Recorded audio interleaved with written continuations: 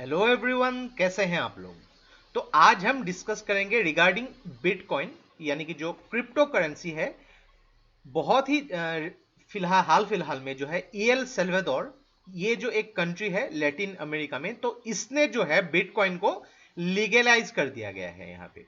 तो mainly EL Salvador के बारे में जानेंगे, इनकी जो इकोनॉमी के बारे में जानेंगे, क्यों जो है बिटकॉइन को लीगलाइज करना पड़ा, इसके इफेक्ट्स कैसी कैसी होती है, जो ब्लॉकचेन टेक्नोलॉजी होती है, इसके अलग अलग जो वेरिएंट्स होती है, जो बिटकॉइन हो गई, अलग अलग पाई हो गई, अलग अलग, तो इसके बारे में ये कैसे काम करती है इसके बारे में जानेंगे। और क्रिप्टो करेंसी के बारे में जो है इंडिया में हालातें कैसी है, इसके बारे में भी डिस्कस करेंगे। तो देखिए, from science and technology point of view के हिसाब से बहुत ही इंपॉर्टेंट वीडियो होने वाली है, तो इस वीडियो को एंड तक बिल्कुल देखते रहिएगा। और इससे पहले अगर आप लोगों ने हमारे चैनल को सब्सक्राइब नहीं किया है तो इसको प्लीज सब्सक्राइब कर लीजिए, ताकि आने वाले ऐसे ही वीडियोस के नोटिफिकेशन इसी तरह आपको मिलते रहे। और इस वीडियो का जो नोट है आपको हमारी वेबसाइट में मिल जाएगी, नीचे डिस्क्रिप्शन में मैंने वेबसाइट का लिंक दे दिया है, वहां से आप उसको फॉलो कर सकते हैं। तो चलिए आज का वीडियो शुरू करते हैं। तो रिसेंटली ईएल सेल्वाडोर, ये जो सेंट्रल अमेरिका में एक्चुअली एक बहुत ही छोटी सी कंट्री है, तो ये दुनिया का पहला कंट्री बना है जिसने बिटकॉइन को जो है इसको लीगलाइज कर दिया गया है। अभी देखिए कि ईएल सेल्वाडोर ये एक काफी बहुत ही छोटी कंट्री है, इकोनॉमी उतनी अच्छी नहीं है उनकी, तो ज्यादातर जो उनकी जो इकोनॉमी में एक बहुत ही खासा प्रभाव पड़ता है रेमिटेंसेस का। यानी कि जो भी ईएल सेल्वाडोर के लोग जो अलग अलग दुनिया के अलग अलग देशों में रहते हैं, अपने घरों में जो पैसा भेजते हैं, वो एक बहुत ही बड़ा रोल प्ले करती है ईएल सेल्वाडोर के इकोनॉमी में, जो जीडीपी का 20% है उनके देश के लिए। तो देखिए यहाँ पे ये जो बिटकॉइन को लीगलाइज कर देने के बाद यहाँ पे क्या होगा कि जो भी यहाँ पे गरीब फैमिलीज है, यहाँ पे उनकी जो एनुअल इनकम काफी कम होती है, तो उनको काफी फायदा मिलने वाला है। यहाँ पे कहा जा रहा है कि जो बिलियंस ऑफ डॉलर की जो है यहाँ पे उनको प्रॉफिट होगी, और उनके देश की इकोनॉमी भी यहाँ पे आगे बढ़ेगी। तो बहुत सोच समझ के यहाँ पे जो है ईएल सेल्वाडोर ने बिटकॉइन को लीगलाइज कर दिया गया है यहाँ पे। और बिटकॉइन को लीगलाइज करने के बाद जो फाइनेंशियल इंक्लूजन, यानी कि सोसाइटी की अलग अलग जो ग्रुप्स है यहाँ पे, उनको काफी यहाँ पे मदद मिलने वाली है। और देखिए कि एक चीज, ईएल सेल्वाडोर के लगभग 70% पॉपुलेशन के पास बैंक अकाउंट भी नहीं है। तो उनकी मॉनिटरी पॉलिसी कैसी चलती है यहाँ पे, किस तरीके से इंफॉर्मल इकोनॉमी पे डिपेंडेंट है, उसके बारे में भी डिस्कस करते हैं। थोड़ा सा ईएल सेल्वाडोर के बारे में जान लेते हैं। तो देखिए यहाँ पे यूनाइटेड स्टेट्स हो गए, यहाँ पे मैक्सिको, यहाँ पे जो साउथ अमेरिका की शुरुआत हो जाती है, यहाँ से छोटी छोटी कुछ कंट्रीज की ग्रुप है यहाँ पे आप देख सकते हैं। ग्वाटेमाला हो गए, यहाँ पे नीचे ये जो कंट्री आप देख रहे हैं ये है ईएल सेल्वाडोर। उसके ऊपर जो यहाँ पे होंडुरस आती है, देन इस साइड में देख सकते हैं निकारागुआ, फिर अलग अलग जो कोस्टा रिका, पनामा ऐसे आ जाते हैं यहाँ पे। तो इस साइड के ऊपर जो है यहाँ पे अटलांटिक ओशन, और नीचे जो है पैसिफिक ओशन। तो ईएल सेल्वाडोर जो है ये अपनी बॉर्डर शेयर करती है दो कंट्रीज के साथ, ग्वाटेमाला और होंडुरस के साथ। आपको ऐसे मैप बेस्ड क्वेश्चन भी कभी कभी एग्जाम्स में पूछे जा सकते हैं, क्योंकि बहुत ही इंपॉर्टेंट नाम है, क्योंकि न्यूज में है तो पूछे जाने की संभावना भी है। तो उसके साथ ही थोड़ा सा ये कंट्री भी आप देख लीजिएगा कि हाइती कहाँ पे है, क्या हाइती जो है ये एल सेल्वाडोर के साथ बॉर्डर शेयर करती है, ऐसे ऐसे प्रश्न भी आपको पूछे जा सकते हैं। तो एक चीज देखिए कि ये जो मूव है, ईएल सेल्वाडोर ने अपनी जो बिटकॉइन को लीगलाइज कर दिया गया है, क्या ये सही है। तो उस मूव के लिए यहाँ पे कुछ कुछ पॉइंट भी रखे गए। तो देखिए, एक बिटकॉइन क्या होती है, एक डिजिटल करेंसी होती है, एक क्रिप्टो करेंसी। तो उसको क्या होती है कि जब भी हम कोई अपना जो सेंट्रलाइज बैंक, मान लीजिए कि जो आरबीआई अपने इंडिया के केस में, तो आरबीआई जब भी कुछ करेंसी इशू करती है, मान लीजिए कि एक जो है 500 रुपीज का नोट जो है इशू किया, तो उस 500 नोट की जो वैल्यू होती है 500 रुपीज की होती है। तो किसी व्यक्ति को अगर आपने उस 500 रुपीज को दिया है, तो यानी कि उस अमाउंट की जो वैल्यू उनको दी गई है।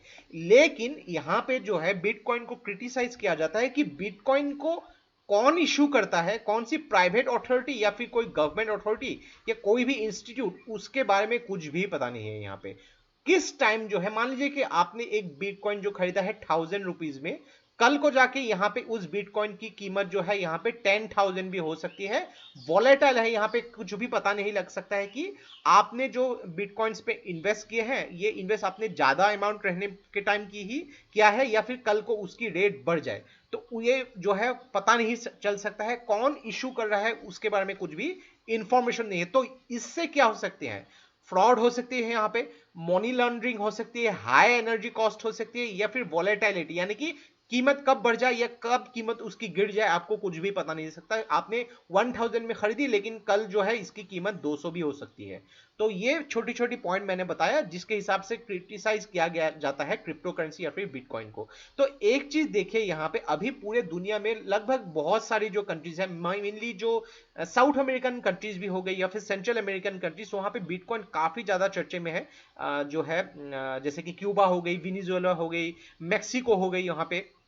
लेकिन यहाँ पे एक पोटेंशियल फ्रॉड भी रहता है कि कौन सी करेंसी जो अथॉरिटी उसको इशू कर रही है उसके बारे में कुछ नहीं पता, आपने कहां पे उसको इन्वेस्ट किया उसका इंफॉर्मेशन सिर्फ आप ही के पास रहेगा, कोई उसको ट्रैक नहीं कर सकता है। तो इससे क्या हो सकती है कि इलीगल कामों में यानी कि ड्रग्स खरीदने के लिए उस वैसे चीजों में यहाँ पे जो है काफी चीजें जो है यहाँ पे यूज किया जा सकता है, उसकी पॉसिबिलिटी है जो बिटकॉइन का। तो ये जो है एक वर्चुअल टोकन है जिसको डिसेंट्रलाइज या अनरेगुलेटेड यानी कि उसको रेगुलेशन करने के लिए कोई भी अथॉरिटी नहीं है।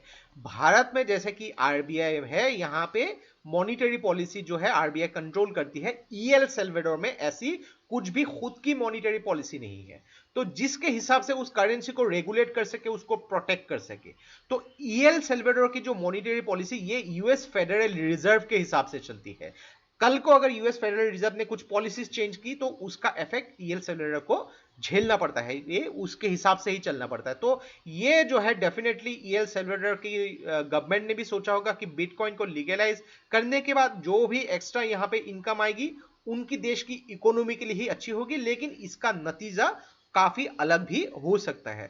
तो थोड़ा सा समझ लेते हैं कि बिटकॉइन जो है या फिर ब्लॉकचेन टेक्नोलॉजी ये काम कैसे करती है, एक एग्जांपल से समझते हैं। मान लीजिए कि ए बी सी और डी ये चार दोस्त है, ये किसी रेस्टोरेंट में खाना खाने गए और यहाँ पे जो भी बिल हुआ तो क्या हुआ, पहले ए ने उस बिल को दे दिया है।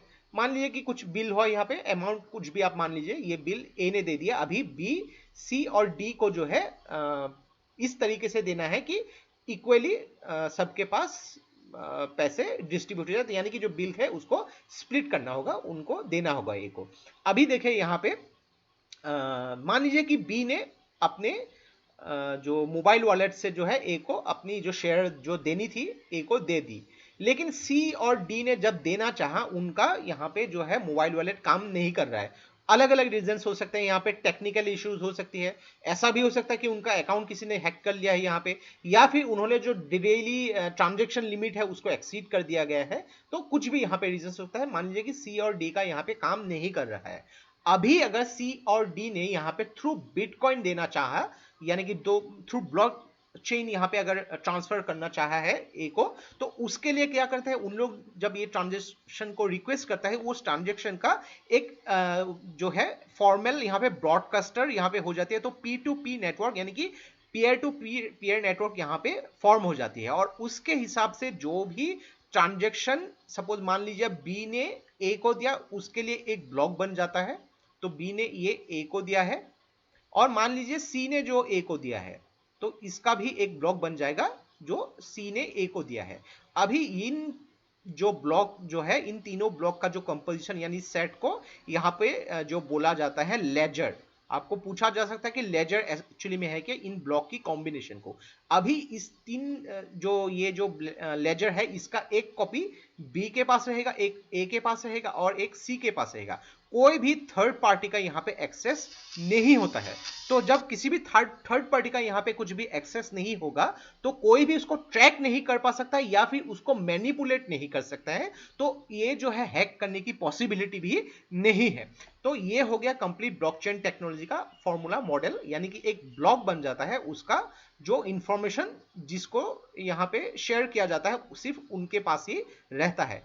तो इसी तरीके से जो है ब्लॉकचेन काम करते हैं यहाँ पे। तो एडवांटेज यही है कि इसको हैक नहीं किया जा सकता, इसको ट्रैक नहीं किया जा सकता है, लेकिन इसका डिसएडवांटेज यह है कि मनी लॉन्ड्रिंग, यानी कि कोई भी व्यक्ति जो है इलीगल कामों में थ्रू ब्लॉकचेन का बहुत ही भरपूर इस्तेमाल कर सकता है। उसको ट्रैक करने के लिए, उसको रेगुलेट करने के लिए कोई भी अथॉरिटी उनको रेस्पॉन्सिबल नहीं है। तो इंडिया में हालात कैसे हैं ये भी समझ लेते हैं कि देखिए 2021 की जो बजट सेशन में एक्चुअली एक बिल जो है गवर्नमेंट ने फ्लोट किया था जिसका नाम है the crypto currency and regulation of official digital currency bill 2021।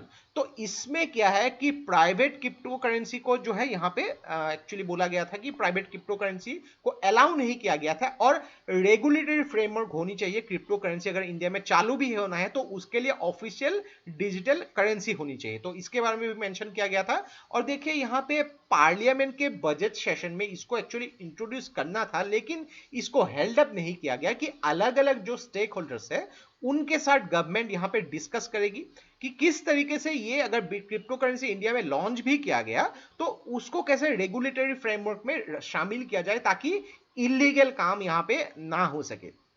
एक चीज देखिए कि इंडिया के पास खुद की सेंट्रल बैंक है, खुद की करेंसी है, तो डेफिनेटली यहां पे अगर क्रिप्टो करेंसी या फिर बिटकॉइन को अगर इंट्रोड्यूस कर दिया गया तो उस बिटकॉइन के साथ रूपी जो है साइड बाय साइड कोइंसाइड होती रहेगी और इकोनॉमी के लिए उसका प्रॉब्लम्स हो सकता है। कुछ कुछ रीजंस इंडिया में भी है बिकॉज उसके लिए इंडिया में क्रिप्टो करेंसी जो है एक्चुअली लीगली जो है इंट्रोड्यूस करने के लिए अभी काफी टाइम लगा रही है गवर्नमेंट। तो बहुत सारे यहाँ पे साइड इफेक्ट्स है, साइड इफेक्ट्स खुद से ही ऐसे लगा रही है।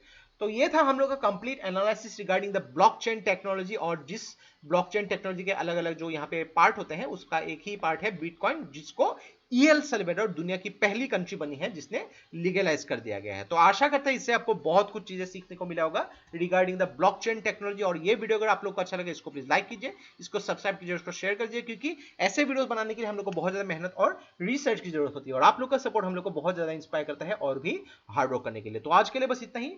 देखते रहिए study rise. Take care, thank you and जय हिंद।